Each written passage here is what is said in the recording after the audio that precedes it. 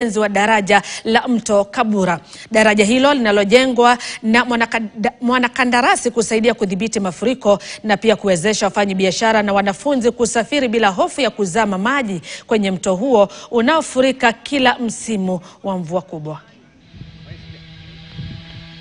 Nataka kushukuru contractor kwa kazi mzuri ambayo anafanya, sababu amenieleza kwamba kufikapo kesho wataweza kukoroga ile slab ya hii box culvert.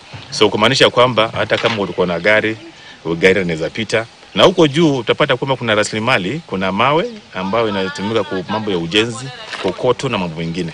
So nafikiria kwamba yale ambayo tumewazia kuyafikia katika mambo ya kutimiza mambo ya uchukuzi iko sawa. Mimi nashukuru sana mtengenezea sisi barabara, kwa sababu tulikuwa na shida sana. Mtu akikufa tulikuwa tunabeba na mkono.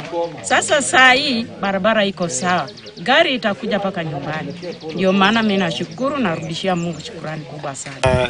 Namshukuru MCA wetu Boni kwa ajili ya kazi mzuri ambayo amefanya, na ametuletea wanayetengeneza daraja hili. Ninaona kazi yao ni mzuri.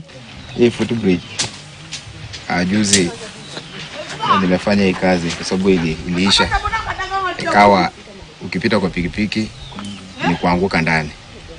So watu wengi wakaanguka ndani, mpaka nikatoa vijana kutengeneza hapa ili at least pikipiki iweze kupitika.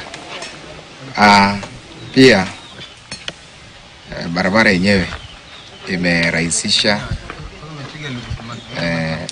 kilimo. Ilikuwa ni furaha kwa walimu na wanafunzi pamoja na wazazi wa shule ya msingi ya Kodida iliyoko kaunti ya Homa Bay. Hii ni baada ya shirika la